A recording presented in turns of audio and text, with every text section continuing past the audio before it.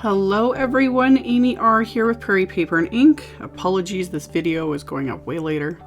One kid had a birthday party, 2 other kids got sick, everyone's falling like dominoes. Life has been crazy. Anywho, trying to get this up. So I'm using the STAMPtember exclusive Snow Kittens stamp set by Mama Elephant that is adorable, and oh my gosh, this might actually be sold out by the time this video gets fully uploaded. I just checked right before I did the voiceover, and the stamp and die set's already sold out. I'm going to link to a very similar set though that they just released. They just had a release and it's adorable. I have so much ordered. I can't remember if I ordered the similar set, but it's really cute. So I'll link to that too because, you know, it's Mama Elephant. It's adorable. I collect it and hoard it like I do Lawn Fawn. Anyway, this is the Snow Kitten set. I stamped 3 of the images onto some Eclipse masking paper. Last time I showed this roll, I think I, waxed nostalgic and I was going on about, like, I've had this roll of Eclipse masking paper for like a decade. Now I remember having to like save up and get my hands on it, and then it sold out and it disappeared for a few years. Like they had manufacturing issues. Like it was just the craziest thing. And now I think it's like readily available.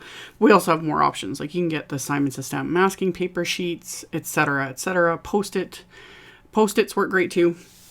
But I've got this roll, need to use it. So I stamped the images onto the masking paper and I'm trimming them out with my little Cutter Bee detail cutting scissors to create masks for the 3 images I'm going to use. And then I also trimmed some of the masking paper. I'm going to use Wafer die from the Cloud 9 Wafer die set from Mama Elephant. And I also have this Drifting Stitched Borders Wafer die from Simon Says Stamp. Because in my head, I had this scene in my head and I'm going to create it. So I've got that Wafer die in my mini MISTI with the cardstock I'm going to stamp on. And then I die cut the snowdrift basically with masking paper. So I've got that kind of laid out to give me a visual of where I'm going to place everything. So I'm going to place my little stack of Snow Kittens. This kills me. I love it. Love it. Love Mama Elephant images. I need to use them more, but I am just happy collecting them. So anyway, lined up my little stack and my 2 little characters. Once I have, everything in my mini MISTI, I'm going to stamp these onto that cardstock.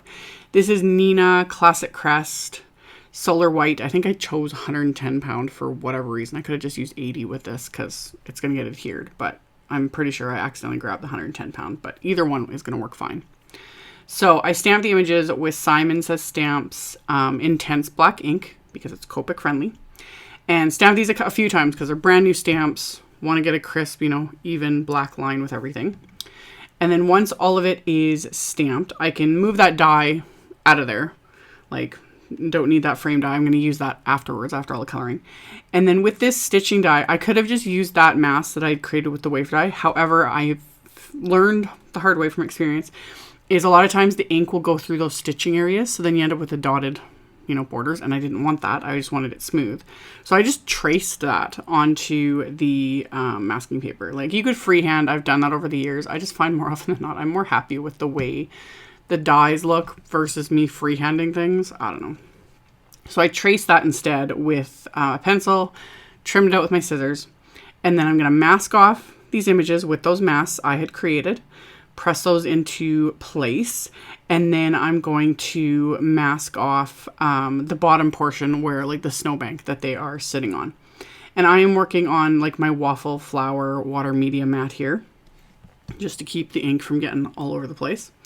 So plus it holds like kind of like seems to almost suction the cardstock in place when I'm doing like heavy ink blending like this. So now I've got my mask in place and I'm going to use 3 different colors of Distress Oxide inks and very heavily apply these inks to this background. So I'm using Picked Raspberry and Seedless Preserves and Blueprint Sketch Oxide inks with my mini ink blending tool and the foams, and just laying that ink on there. This didn't take very long. I did super speed this up in editing, but even then, it didn't take very long because I'm going so heavy with the blending, it just works. It's always more difficult when you're trying to do a light, the light soft blend and blend out to white. That takes more effort, in my opinion, because me and my heavy-handed ways, something like this is easy. You just got to slap that ink on. It's good. So did a heavy amount of ink on here, left everything in place, like my masks and all that. And I have my little mini mister that has Perfect Pearl powder and water in it. So I got to shake that up really, really well because the perfect pearl powder settles to the bottom. So I'm going to shake that up. So now I've got that gorgeous shimmer mixture, and I'm going to heavily splatter this on this background. Now I ain't going light. I'm going to keep dipping the nozzle back in there and just splatter, splatter, splatter. I want a heavy, heavy concentration because it's shimmery and it's pretty. And I was thinking, you know, a snowy evening sky, that sort of a thing. So after I'm done all of that splatter, I had set this aside to dry for a little bit because I wanted to make sure that splatter, everything was dry. And then I'm going to peel off my masks, which never gets old. It's always like magic every single time. So peel off the mask and it reveals these adorable little images. And then I'm going to get to coloring all of these with Copic markers. The coloring is going to be very, very simple, very easy because one, they're small images, as well as the like stack of cats is technically snow. I think I've said this a million times how much I love like snowmen, snow images, polar bears, penguins, etc. because they're the easiest to color. So add this stack of snow cats to my favorite images to color because it's simple. So I start with my little people.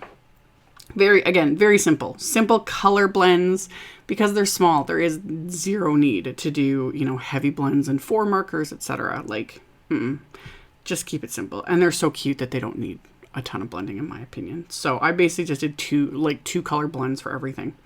So did their skin and their little hair, and then I just gave them kind of like little pastel outfits because I thought that would just look cute, you know, on top of this like very dark, intense sky background that I'd created. And then everything else just started coming together. Like I just did their pants the same color, their shoes the same color, and then use that same C4 gray to do little dots in the noses on the little snow cats stack. So once I've got all of that, I then took Cool Gray 2 and the Cool Gray 00 just to add a little bit of shading and a little bit of depth to that little, you know, snowbank that I created. So just lightly went on with that with the C2, blended that out a little bit with the C00 just so it's not a super harsh line. And then for the actual snow, I'm going to use some BG10 just to kind of give it that little extra something, you know, so it's not just like gray like everything else. So just dabbed a little bit of that on to all of these images, and then decided to give the main little snow kitty here a purple scarf, just to kind of pull in some of that purple that I've used because the Seedless Preserves kind of, you know, it's there, but it kind of blended into that blueprint sketch in the picked raspberry, so I want to just pull in a little bit more of that purple. So added that, made the little birdie yellow on the very top there, and then just dabbed on a little tiny Y38 onto his teensy tiny little beak. And then I decided to give all these little snow kitties like pink cheeks because, again, it's just, why not? It took 2 seconds to color them, so might as well add a little something. So I just dabbed on my R20, and then I just blended that out really well with my 0 like colorless blender. And that was it. Coloring is done. So all I got to do now is die cut it with that die, and that die is A2 sized. So it cuts it to 4 1/4 by 5 1/2. So after it was die cut, I put it in my splat box, and then I'm going to add some white splatter. And this time I didn't want the mask. I want the splatter wet. Like, I'm okay with it going over the images because this is really going to kind of bring in the whole like snowy effect. So I just splattered this all over this background. Again, heavy-handed, did a whole bunch of splatter just to really finish this off. And again, had to let this sit and dry so that I don't end up smearing it everywhere because that's what I do. And while that was drying, I white heat embossed a couple sentiments from the set onto some black cardstock.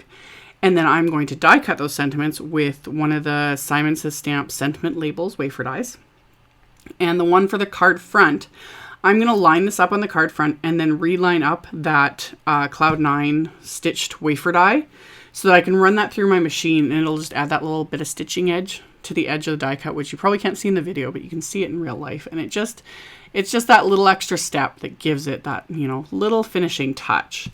So after I did that, I can adhere this to my card front, and I'm just going to use some Craft Tacky glue, get that adhered into place.